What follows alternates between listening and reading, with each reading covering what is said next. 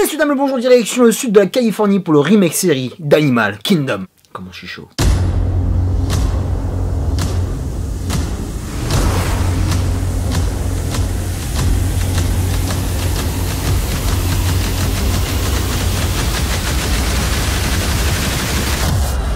You're a good liar, kiddo.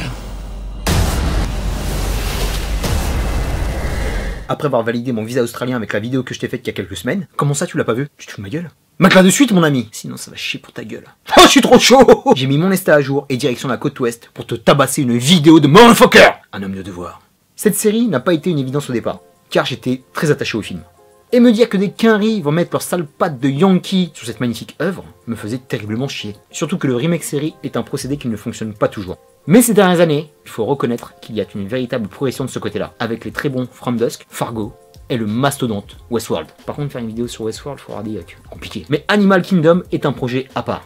Un petit film australien, salué par la critique, et de transposer tout ce bordel en Californie avec la chaîne TNT, ça ne sentait pas l'été dans un petit saladier. Mais dès le premier épisode, qu'est-ce que je suis content de te dire que je me suis trompé. Car Animal Kingdom est une vraie réussite! Une réussite d'adaptation et d'appropriation de l'essence même du film. Et comme on est dans un nouveau format, ils ont réussi à développer d'innombrables trames scénaristiques pour y créer un univers le plus complet possible. Bravo les gars. Et en regardant la première saison et la deuxième, je pense que c'est les premiers surpris. Je crois qu'ils avaient misé sur une annulation, eux-mêmes ils ne pensaient pas qu'ils allaient avoir un tel public. De plus, le genre criminel en série est complètement bouché, on va en reparler un peu plus tard. Mais l'examen de passage est validé. Parce que, aux States, ça marche. Petit pitch rapide. Joshua, aka Jay, est fraîchement orphelin à la suite de la mort de sa mère, par overdose. Il est recueilli par sa grand-mère avec qui il avait coupé les ponts depuis plusieurs années. Celle-ci est une matriarche dont les fistons sont des criminels endurcis. Le jeune homme va devoir intégrer et prouver sa loyauté au clan. My name is Jay. Everybody has a family, but not like mine. Il est pas dans la merde. Et il devra manœuvrer pour survivre, aussi bien à sa grand-mère, qui est légèrement excessive, qu'à ses oncles, ultra violents.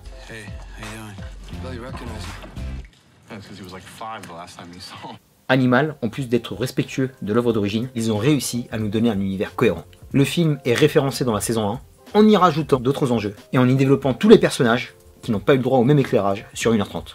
D'où l'avantage de la série télé respectueuse. Là où j'avais des doutes, c'était le passage de l'Australie à la Californie. Car il y a beaucoup de différences entre Melbourne, de l'état de Victoria, qui est un climat complètement différent de ceux de la côte ouest américaine. Mais ils ont réussi à rendre ça agréable en rajoutant la sauce californienne. Il y en a au kebab. Il y a un véritable rapport à l'océan avec le surf. On utilise beaucoup le sport extrême pour nous donner un vrai côté point break. I love you, point break. 100% Utah! Good job!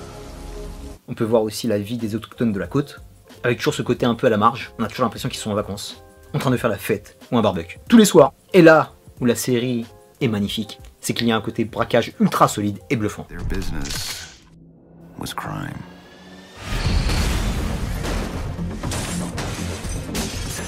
Qui donne à cette œuvre télévisuelle son sésame pour entrer dans le gratin de mes séries de télé préférées. Je te mens pas. La réalisation est parfaitement chiadée, rythmée. Ils font tout pour que ce soit immersif, pour que ce soit nerveux, péchu et flippant. Sur les 3 saisons qu'on a vues, il y en a pas mal et c'est vraiment bien exécuté. Tu sens qu'il y a du boulot derrière, des journées et des nuits de tournage pour réaliser ce qu'ils font. Bravo les gars! Un immense crédit aux cascadeurs, parce que les scènes d'action sont variées, il n'y a jamais un casque qui ressemble à un autre, et tout est fait avec un extrême soin. Et de voir ça à un tel niveau pour une série télé, c'est exceptionnel. Ce ne sont pas des budgets cinéma, et les mecs font un travail admirable. Big up. Et comme dans le film, on est dans le petit banditisme, et c'est là que la série se distingue de ses aînés. On n'est pas dans Breaking Bad, on n'est pas dans Sons of Anarchy, on n'est pas dans Ozark ou Ray Donovan, on reste dans des petits larcins en mode furtif, avec des armes et de la haine, parce que les Cody sont des mecs plutôt violents et vénères, mais ils utilisent ça en dernier recours. Et on va dire que ce sont des casses réalistes, car ils ne dépassent jamais le $1 million. Et c'est là que ça sonne beaucoup plus vrai que certaines séries que j'ai citées plus haut. Coucou les Sons! Mais je vous kiffe les gars, hein. Et on sent que la principale motivation de cette famille est de maintenir un niveau de vie élevé, et de vivre entre deux casses, dans l'hédonisme le plus total. Sans être les rois du pétrole, juste kiffer et jouir. Parce qu'au niveau sexe, ça y va les gars. Deuxième grande force de cette série, c'est le développement de tous ces personnages, qu'ils soient principaux ou secondaires. On a affaire à une famille dysfonctionnelle, à une famille recomposée de toutes parts, avec 3 pères différents, décidément Smurf qui allait, hein, un fils adopté, une sœur junkie et un neveu fraîchement récupéré pour ses 17 ans. C'est pas la joie, mais ils ont l'air de plutôt bien encaisser. Et c'est là que ça amène un family drama kiffant. Une saga familiale complètement à part de ce qu'on voit habituellement, avec des personnages qui ont différents caractères, tous intrigants, flippants, et qui au fur et à mesure des épisodes en deviennent attachants. Parce que d'un côté, on a une face où on montre le côté dur à cuire, et on a la face cachée où on montre toutes les fêlures, tout ce qu'ils ont subi dans leur jeunesse, toute la manipulation dont ils ont fait l'objet. Et là, ton côté humain prend le dessus, et tu ne peux être que touché, car il y a de véritables pics d'émotion, donc tu vas écraser quelques larmes. Et tout ce casting mérite un Emmy Award pour leur performance collective. Cette distribution série télé atteint la perfection. Mais vraiment, on a Baz, le fils adoptif, c'est un peu le cerveau, joué par Scott Speedman, qu'on a vu dans le très oubliable, mis à part le fessier de Kate Beckinsale, Underworld, et un des meilleurs personnages de ces dernières saisons, toutes séries confondues, je le kiffe, Pope. Le mec est à fond, les ballons sur chaque scène. Il rate rien. C'est l'aîné de la fratrie, un psychopathe imprévisible, fraîchement sorti de tôle, pour ajouter un peu de charme, totalement obsédé, sous médoc. Le mec, c'est le genre idéal. L'acteur qui le joue est Sean Atozzi. Ce mec a une énorme filmographie. Je l'ai vu dans un des meilleurs films indépendants que j'ai vu au ciné. 11h14. Personne connaît, mais c'est un gros kiff. Ça mérite une petite DVD. The Faculty. Et pas mal de séries télé comme Dexter ou Flecked. Il a la parfaite gueule du redneck hyper hardcore. Greg, joué par Ben Robson, qui est un expatrié de la série Viking. Lui, c'est à la cool, junkie, sex addict. Il fait souvent de la merde et prend la vie comme elle vient, sans passer par la case réflexion. YOLO, Craig. Quatrième et le dernier des oncles, Darren, joué par Jake Query. On l'a vu dans It Follows, Message from the King, ancien surfeur professionnel qui a dû arrêter sa carrière par une blessure. Monsieur est un peu paumé, il a du mal à se situer, que ce soit dans la vie, par rapport à sa famille et par rapport à sa sexualité. Et les deux, qui sont les personnages centraux, sans vraiment l'être, Jay, Finn Cole, expatrié britannique de la série Peaky Blinders, qui se permet un petit détour outre-Atlantique pour y trouver un personnage main caractère fracassant.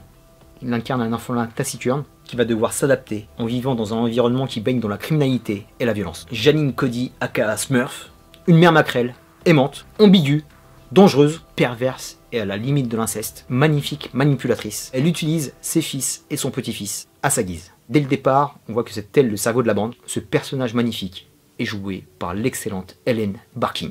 Tu prends Gemma dans Sons of Anarchy, ont beaucoup plus réussi. Sur tous les points. Et c'est un de mes personnages féminins les plus canons, toutes séries confondues. Elle déchire.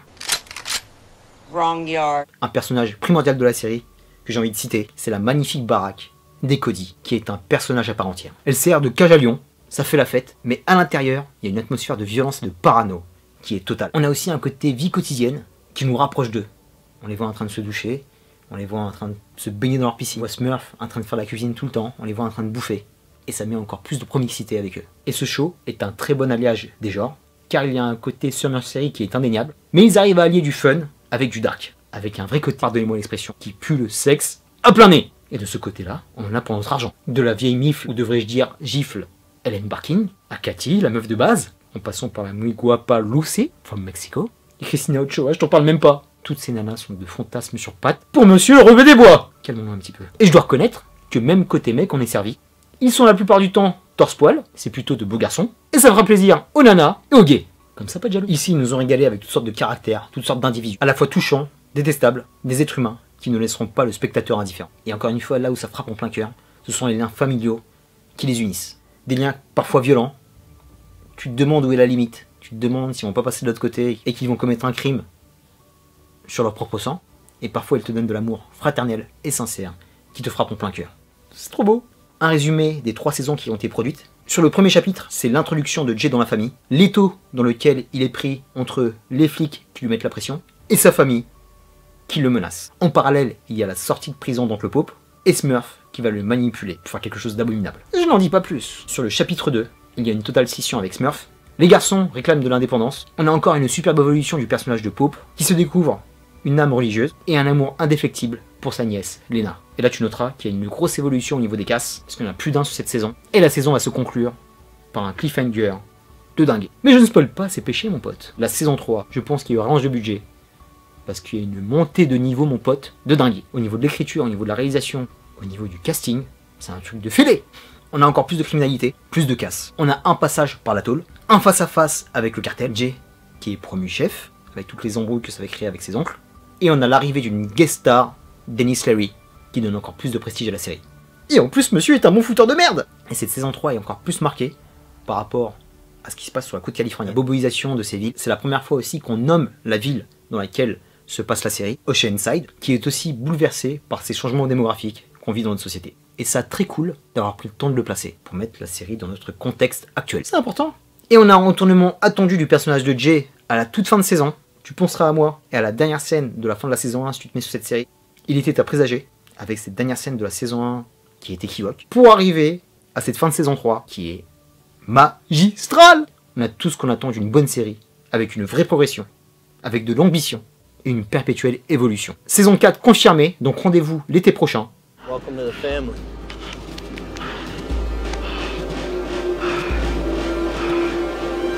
Pour être totalement honnête, il y a quand même un petit point faible que j'ai noté au fur et à mesure des épisodes. Je trouve le côté keuf un peu faible. Malgré la bonne présence dans la saison 3 du très bon Gil Burlingham, ça fait un peu juste parce que ce sont des criminels aguerris, intelligents et stratégiques, mais ce serait bien qu'on mette un keuf en face qui va mettre la pression. Peut-être dans les saisons à venir, ça reste à voir. Un autre gros bémol furoncle que je peux pas me voir, Nikki, qui est juste là pour être détesté. Elle est relou, t'as envie de lui mettre des gifles, on dirait limite que c'est fait exprès. Mais franchement, ce sont de mini bémols comparés à toutes les qualités que cette série nous sert. Pour conclure sur Animal Kingdom, une série d'action, une série drama, une série de survie, une série sur la criminalité réaliste et intelligente, une série surprenante, de magnifiques retournements de situation. C'est percutant, c'est parfois suffocant. Sur certains épisodes, tu baigneras en pleine parano, mais c'est un gros kiff. En 3 saisons, ils ont réussi à se hisser dans le Gotha des meilleures séries télé. Un casting parfait, une réalisation au top qui ne cesse de m'étonner. I love you Animal Kingdom. Terminus pour Animal Kingdom, je te dis à très bientôt pour de prochaines vidéos. D'ici là, porte-toi bien. Merci d'être allé au bout de cette vidéo, ça fait plaisir. Peace, Animal Kingdom.